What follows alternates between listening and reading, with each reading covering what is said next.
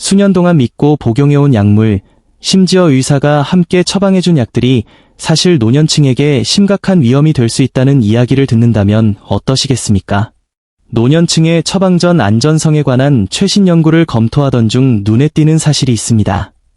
2024년의 획기적인 분석에 따르면 60세 이상의 성인이 특정 약물을 함께 복용할 경우 낙상, 혼란, 뇌출혈 및 급격한 혈압 저하와 같은 부작용을 겪을 위험이 극적으로 높아지는 것으로 나타났습니다. 어떤 경우에는 그 위험이 2배 이상 증가하기도 했습니다. 더 충격적인 것은 이러한 위험한 조합이 지금 여러분의 약장에도 있을 법한 아주 흔한 처방약들이라는 점입니다.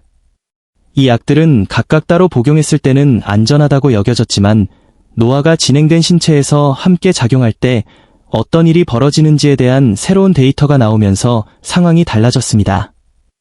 이 연구 결과가 너무나 강력해서 일부 병원들은 이미 처방 가이드라인을 업데이트하고 있습니다. 그러나 대다수의 노인과 보호자들은 이러한 위험을 전혀 모르고 있습니다. 더욱 우려되는 점은 가장 위험한 조합 중 일부가 매일 의심 없이 복용하는 약물들이라는 것입니다. 그래서 이번 영상에서는 노년층이 의사의 감독 없이 절대 함께 복용해서는 안 되는 6가지 약물 조합을 공개합니다. 6위부터 시작해 보겠습니다. 이 목록을 듣고 나면 여러분의 약 보관함을 결코 예전과 같은 시선으로 보지 못하게 될 것입니다. 6위, 오피오이드와 벤조디아제핀. 6위는 오피오이드와 벤조디아제핀입니다. 이 두 약물은 전혀 관계없어 보일 수 있지만 함께 복용할 경우 노년층에게 가장 위험한 조합 중 하나가 됩니다. 이 상호작용은 매우 심각하여 2016년 미국 식품의약국 FDA은 두 약물을 동시에 사용할 경우에 대해 가장 강력한 등급인 블랙박스 경고를 발표했습니다.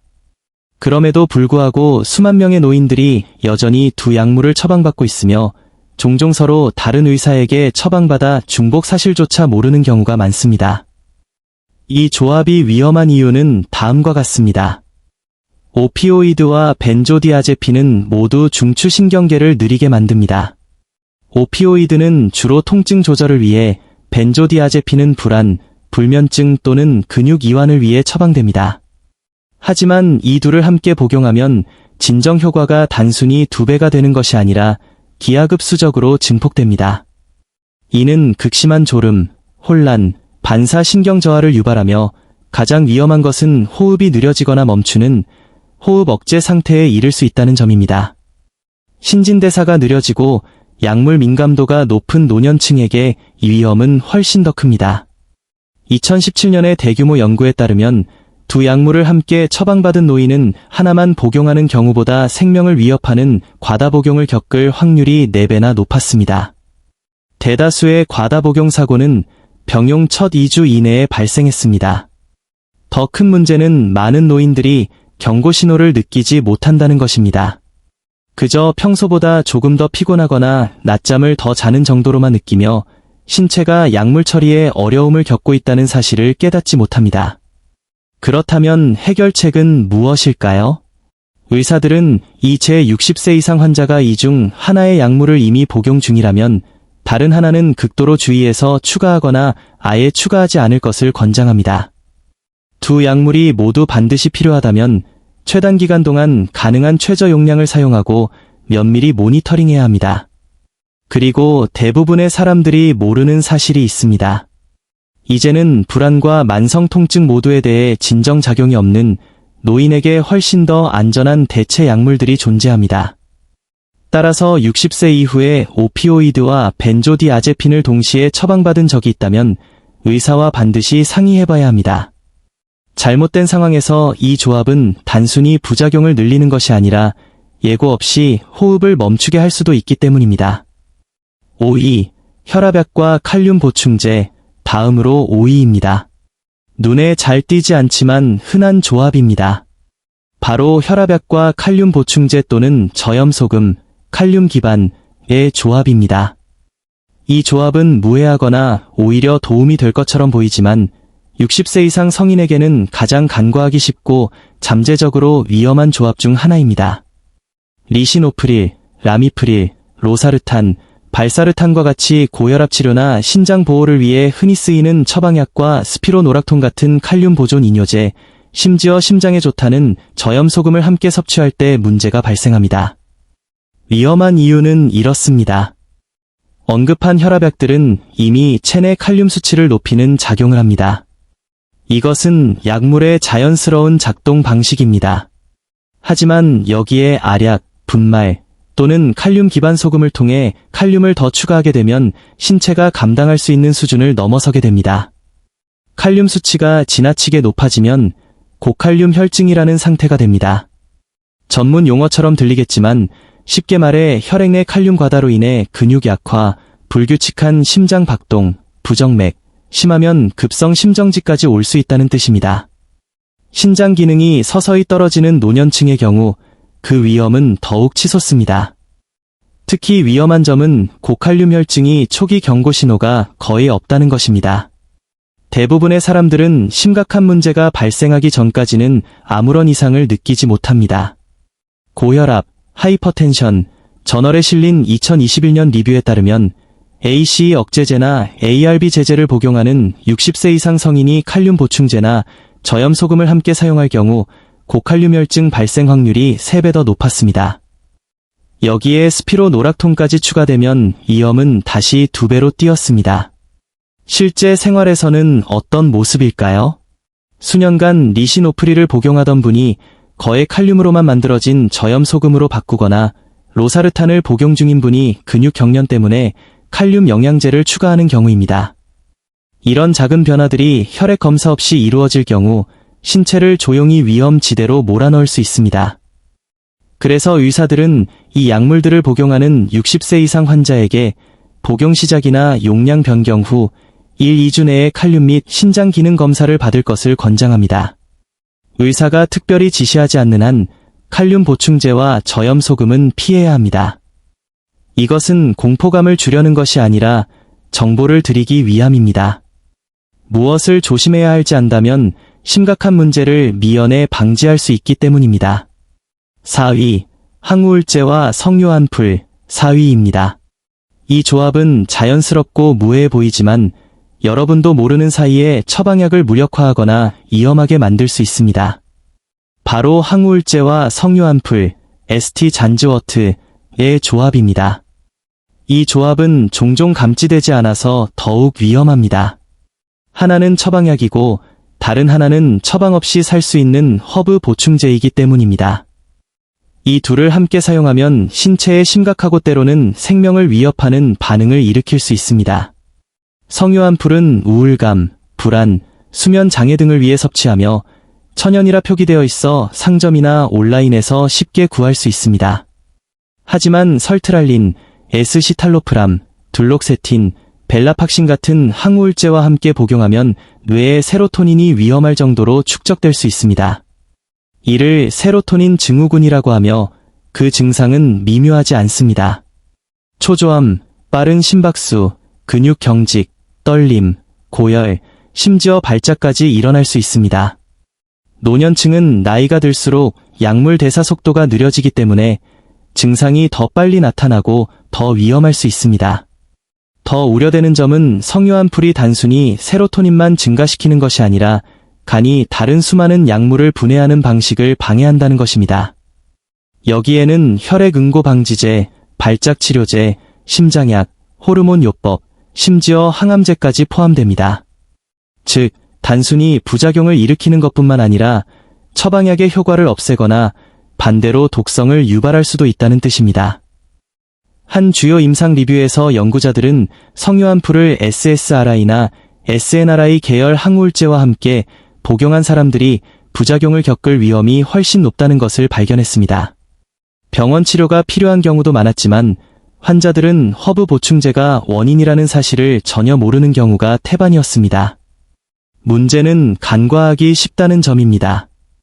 성요한풀은 처방약이 아니기 때문에 대부분의 사람들은 의사에게 이를 알리지 않습니다. 약국 기록에도 남지 않고 보충제 코너에서 파는 것을 위험하다고 생각하는 사람도 거의 없습니다. 하지만 이미 항우울제를 복용 중인 특히 60세 이상의 분들에게 이 작은 캡슐 하나는 신체 전체의 화학적 균형을 무너뜨릴 수 있습니다. 다행인 소식은 이 반응을 피할 수 있다는 것입니다. 의사들은 처방 항우울제를 복용하는 사람은 특별히 허락받지 않는 한 성유한풀 섭취를 피할 것을 권장합니다. 더 안전한 의학적, 자연적 대안들이 존재합니다. 핵심은 조정과 인식입니다. 이 경우에는 약물의 강도가 문제가 아니라 작은 캡슐 하나가 전체 시스템에 미치는 조용한 파급력이 문제이기 때문입니다. 3위, 혈압약과 발기부전 치료제, 다음은 3위입니다. 이 조합은 혈압에 직접적인 영향을 미치며 잘못된 상황에서는 혈압을 너무 급격히 떨어뜨려 신체가 반응할 시간을 주지 않을 수 있습니다. 바로 혈압약, 질산염 제제, 과 발기부전 치료제의 조합입니다. 언뜻 보기에는 관련 없어 보일 수 있지만 심장 질환 병력이 있는 60세 이상 성인에게는 가장 위험한 조합 중 하나입니다. 협심증이나 흉통 치료를 위해 처방되는 니트로글리세린이나 이소소르비드 같은 약물을 실데나필, 비아그라, 타다라필, 시알리스, 바데나필 같은 발기부전 치료제와 함께 복용할 때 발생합니다. 두 약물 모두 혈관을 확장시키는 작용을 하지만 함께 사용하면 혈압이 몇 분 만에 위험 수준으로 급락할 수 있습니다. 이러한 급격한 혈압 저하는 현기증, 실신, 위험한 낙상, 심한 경우 뇌졸중이나 심장마비로 이어질 수 있습니다. 두 약물 모두 매우 흔하게 사용되기 때문에 특히 심장 문제와 발기부전을 각기 다른 의사에게 진료받는 경우 섞어 쓰고 있다는 사실조차 모르는 경우가 많습니다. 뉴잉글랜드 의학 저널에 발표된 임상 리뷰에 따르면 질산염 제제와 발기부전 약물을 병용할 경우 특히 65세 이상 남성에게서 심각한 저혈압 발생 위험이 크게 증가했습니다. 어떤 경우에는 혈압이 너무 빨리 떨어져 도움을 요청하기도 전에 의식을 잃기도 했습니다. 여기서 많은 분들이 모르는 사실이 있습니다. 발기부전 치료제는 체내에서 몇 시간, 때로는 하루 이상 활성 상태를 유지합니다. 예를 들어 타다라필의 반감기는 최대 17시간이며 효과는 36시간까지 지속될 수 있습니다. 즉, 질산염 제제를 나중에 복용하더라도 위험은 여전히 존재합니다. 문제는 환자가 불편함이나 부끄러움 때문에 혹은 관련이 없다고 생각해서 한쪽 의사에게 다른 약물 복용 사실을 알리지 않을 때 시작됩니다. 하지만 이 조합은 결코 추측으로 넘겨서는 안 됩니다. 권장사항은 명확합니다. 질산염 제제와 발기부전 치료제는 절대 함께 사용해서는 안 됩니다. 하나를 복용 중이라면 약물 종류에 따라 다른 하나는 철저히 시간을 조절하거나 완전히 피해야 합니다. 이는 처방 전뿐만 아니라 과거 심장치료 시 사용했던 스프레이나 오래된 패치형 질산염 제제도 여전히 위험한 상호작용을 일으킬 수 있음을 의미합니다. 심장병과 발기부전 치료가 모두 필요한 경우 해결책은 신중한 계획과 소통에 있습니다.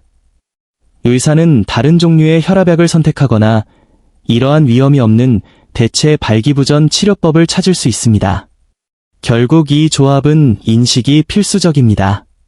각각의 약물이 위험해서가 아니라 함께 쓰였을 때 혈압을 안정적으로 유지하려는 신체의 능력을 압도해 버리기 때문입니다. 2위, 혈액응고 방지제와 소염진통제 2위입니다. 이 조합은 많은 노인들이 매일 겪는 통증과 관련이 있습니다. 하지만 특정 심장약이나 뇌졸중 약물과 결합되면 아무런 예고 없이 조용히 뇌출혈을 일으킬 수 있습니다.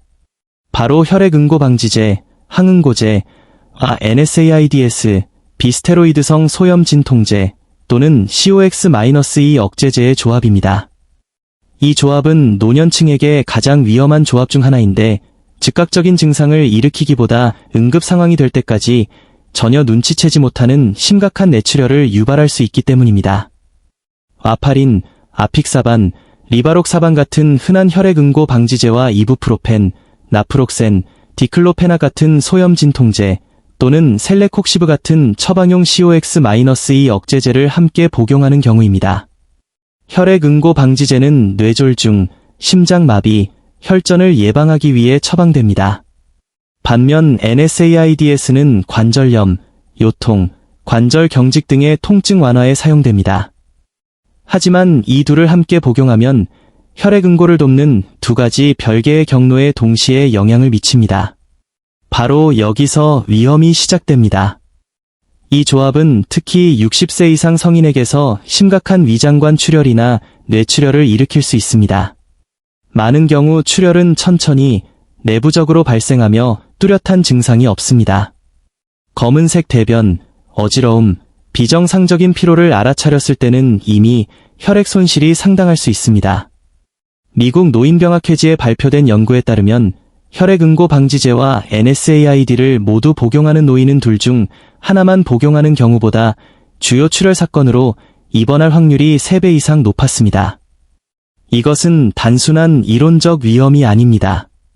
많은 노인들이 무릎 통증이나 요통 때문에 NSAIDS를 가볍게 복용하며 처방전 없이 살 수 있는 용량이라도 혈액응고 방지제와 섞이면 출혈 위험이 급격히 증가한다는 사실을 깨닫지 못합니다. 더욱 우려되는 점은 이것이 종종 우발적으로 일어난다는 것입니다. 심장내과 의사가 혈액응고 방지제를 처방했는데 다른 의사나 환자 본인이 통증 때문에 별 생각 없이 이부프로펜을 복용하는 식입니다. NSAIDS는 처방전 없이도 구매가 가능하여 누군가 구체적으로 묻지 않는 한 일반적인 약물 점검에서 걸러지기 어렵습니다. 그렇다면 더 안전한 길은 무엇일까요?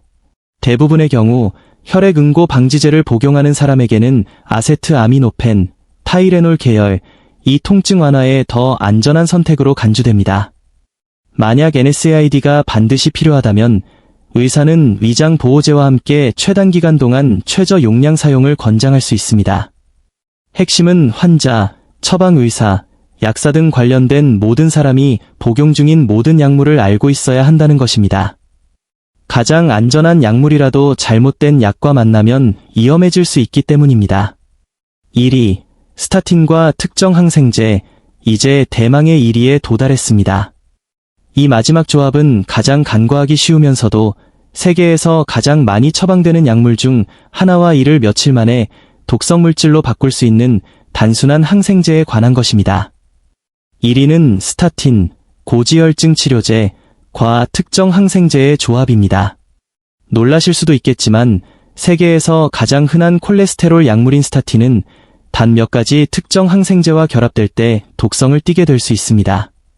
아토르바스타틴, 심바스타틴, 로바스타틴과 같은 약물들은 고콜레스테롤을 관리하고 심장질환 위험을 줄이기 위해 처방됩니다.